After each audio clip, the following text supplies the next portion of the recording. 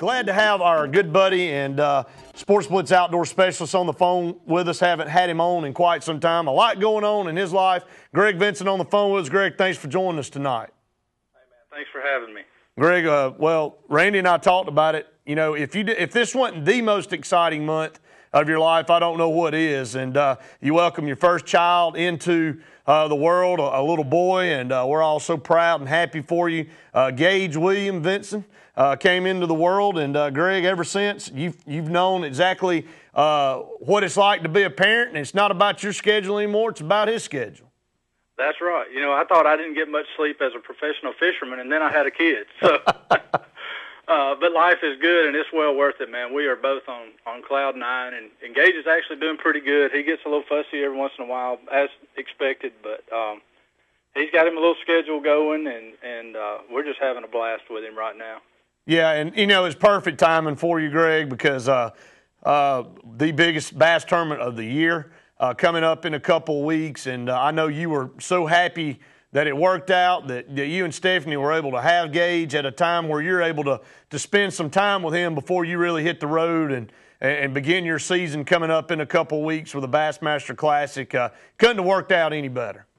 Yeah, it really did. His original due date was February the 11th, and which would have put me spending about 4 days with him before I had to take off and head to the Classic, and that's about a 10-day trip, so that was going to really be tough. And he ended up coming on the 6th, so I've had several extra days, and it's been nice to kind of get settled in and be able to help Steph around the house. Now, the last couple of days I've been trying to manage, getting my equipment ready for the Classic and help her with the baby and get a little taste of what life's going to be like ahead. But I told somebody the other day my day was split between changing fishing line and changing diapers right now. So I'm looking forward to heading off to the Classic and competing, but I'll definitely have them on my mind too. Of course you will, and now you got another fan out there pulling for you, and I tell you, let's go ahead and shift into this, Greg. The series coming up, and it starts with the Classic. It used to end with the Classic, now it begins with the Classic, and I've talked to you several times, and this tournament now, this is your second trip to the Super Bowl. The first one, you got to battle through everything that surrounds such a huge event like the Bassmaster Classic, and you did extremely well finishing in the top 25, making the cut all the way to the third day because only the top 25 fished that last day, and only 55 anglers fished total, so it's already a very tough tournament, but to be able to make it all 3 days in your first one was phenomenal last year down in New Orleans. This year over in Shreveport, Louisiana on the Red River, this time it's more business-like for you. You know what to expect. You know what's in store.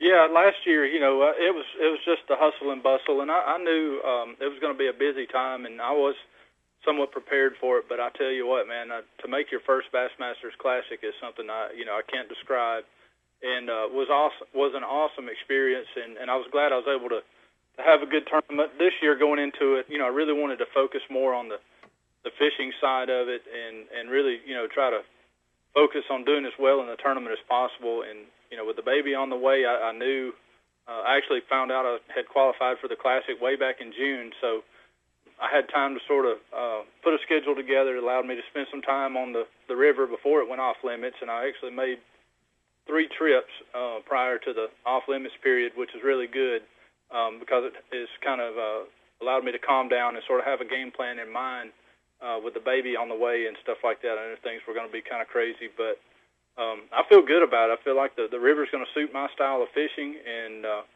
it's going to be a little bit different. Last year at Venice, we spread out. The guys that made the real long run, we spread out, and there were some guys that, of course, where Van Dam won the tournament, they're closer by, was a little bit crowded, but I expect to see a lot more of that in this year's Classic. I think the actual areas that are going to produce, I think, are going to be pretty well known, and it's going to be a lot of jockeying for position and who makes the right decisions based on the conditions and who sticks with their game plan. We got Greg Vinson, on the phone with us, BASS Elite Series Pro and Sportz Blitz Outdoor Specialist. Greg, let's break this down because, again, you're competing. You're one of the top anglers in the world now, ranked. You finished in the top 12 this past year on the BASS Elite Series, which was phenomenal in itself. You had a stellar season, and I know you're looking to follow that up with an even better season this year. And you seem to have a good beat on this river system, the Red River. It's going to be a lot of different fishing than a typical lake, or even what you guys fished, as you said, down in New Orleans last year. Let's talk about the way this lays out. And you're right, the river is very long, but there's only going to be a few spots that are going to be able to produce the type of fish y'all need to catch to win this thing. So everybody's going to be kind of stacked in there like cordwood, and you got to be able to manage what you've got and hope that you're in the right area. Yeah, that's what it's all going to be about. It's going to definitely be a chess match. And, in a tournament like this, it's usually the guy, he's usually not getting a lot of bites and catching a lot of fish in practice, but he's looking ahead and he's thinking ahead, and his pattern actually develops during the tournament. If where the fish are biting in practice, usually those areas, everybody's so good they find those groups of fish, but the guys that think of one step ahead to where the fish may be moving once they get pressured, or once they move into spawn, or move out if the weather changes, that's usually going to be the guy that ends up excelling towards the end of the tournament. And that's what you saw with Van Dam last year. That I actually fished in that area early in practice and didn't get a bite, and most of the other guys in the field didn't either.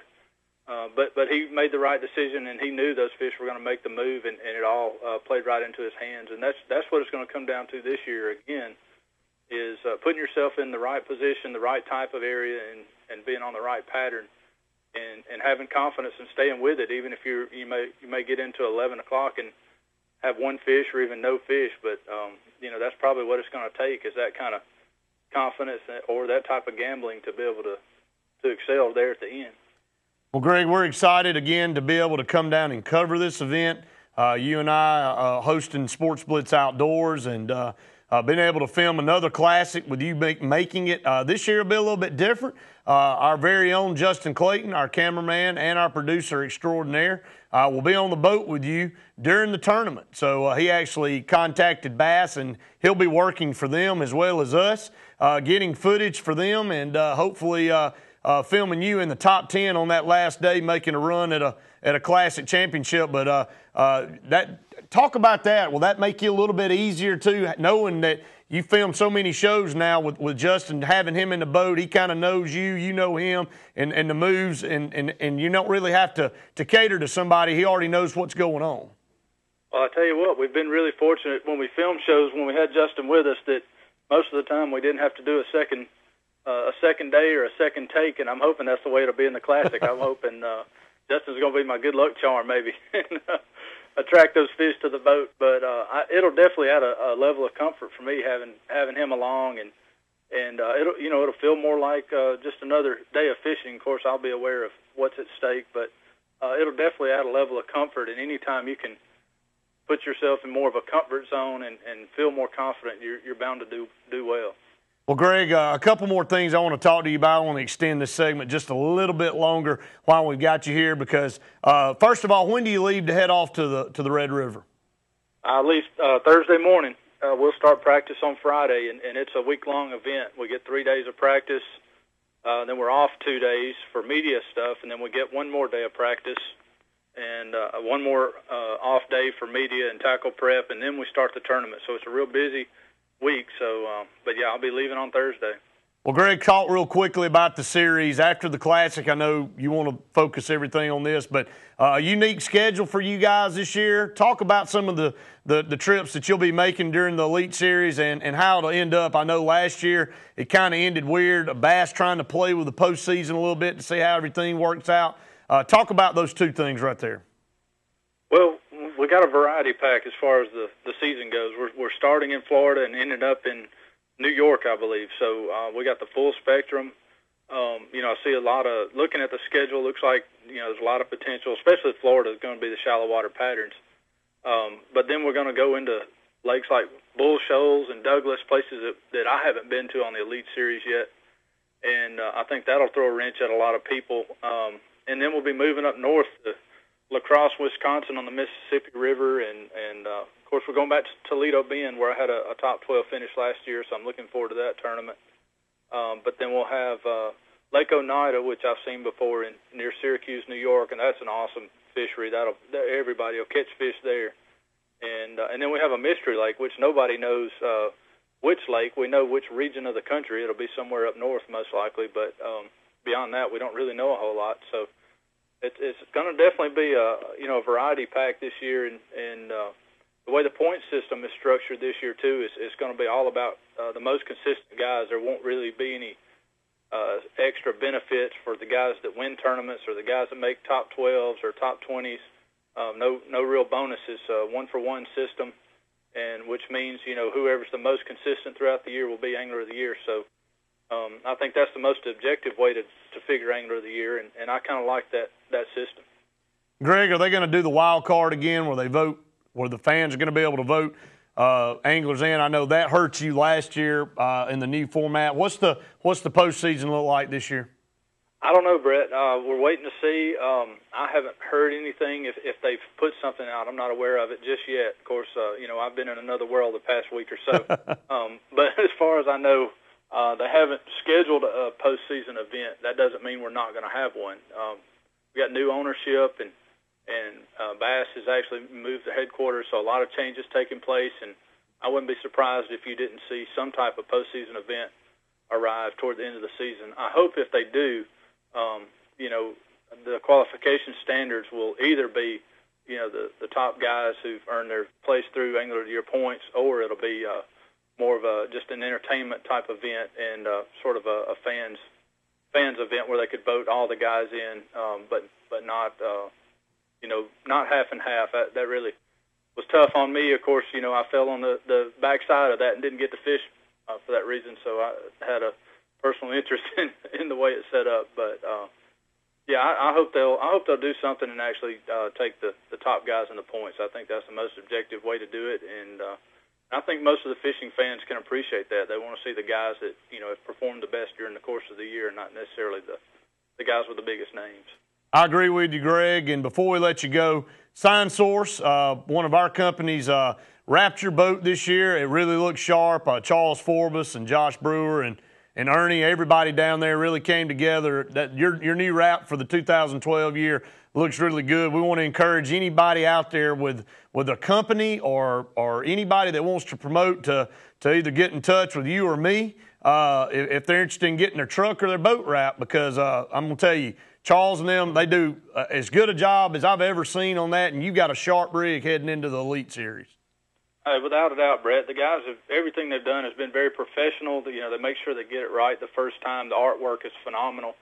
And give Charles and the rest of the guys there at Sign Source a lot of credit, because that's a tough job to do. I've had several wraps done over the course of several years, and I can definitely say that they've done the best job so far, and been really impressed with their work on the truck. Last year was the first thing I had Sign Source do, and then the boat again this year. And both times they've just done a really good job, and they've been on time. Everything has gone really smooth. So, I'd recommend them to anybody. Well, Greg, that's huge. And, again, if you got a business out there, it's a walking billboard or a rolling billboard. I don't guess it walks, but it either rolls or it goes on water. So whether it's a boat or truck. But I tell you one thing, the last thing we'll talk about is our show, Sportz Blitz Outdoors. We put a couple episodes out. The one that we just filmed, Greg, in December is out and running. We've had a lot of compliments on that. We've revamped everything, as you know, on the show. The graphics, Justin's done a tremendous job. We've really stepped it up here in 2012 on Sportz Blitz Outdoors. We had a great day on Lake Martin catching fish. I had a lot of people come up to me. I know Randy's had a lot of people come up to him and say how much they've enjoyed watching that show. Of course, we just filmed another show. You weren't there with us because you were busy tending to bringing your little man into the world, but I had my son, Braden, on the boat with us, and he caught 2 tremendous fish with David Hare and the Striper Guide Service. That's our second show to film with him. We've just got an exciting year of Sportz Blitz Outdoors coming everybody's way. Oh, yeah, man. It's just a lot of fun, and it's fun to bring that excitement to folks at home to be able to watch on their television and hopefully learn something, too, that they can go out and do themselves. If they don't have a boat, they've always got somebody like David that can take them out there and put them on some of those big stripers. And David makes it look easy, but a lot of that's because he does have the experience and he's so knowledgeable about what's going on. And, you don't have to have a boat to catch fish. You just got to get out there and get around the water somehow or another. And that's what's exciting about the show is we get to bring the outdoors to people and help them have an appreciation for it, and getting the kids involved. I mean, you just can't put a price on something like that. That's our future generations, and in days like these and times like these, we just can't put enough emphasis on the importance of the outdoors and what it means to our kids and what it will mean to their lives and their kids in generations to come. I couldn't agree more. Well, Greg, we really appreciate you taking time out of your busy schedule to spend it here with us tonight on Valentine's Day. You and Stephanie spending Valentine's Day at home with your new son, Gage, and we want to say again, congratulations to you. All of our fans out there watching you, we encourage them to follow you on our Facebook page and our Twitter account, as Justin will be with you next week in Shreveport, following you on the Bassmaster Classic tournament, and we're excited for you. We're pulling for you, and we look forward to watching you next weekend in that tournament. Hey, thanks, Brett, and I hope I can bring that trophy home to our folks here in Central Alabama. Well, let me just go on and say your first interview will be right here on Sportz Blitz Live, right here with the trophy sitting here in the middle. We'll gladly knock these two helmets out of the way to put your Bassmaster Classic trophy right here in the middle. I think we can work that out. Sounds good, Greg. Well, man, have a good night and look forward to it and talk to you next week.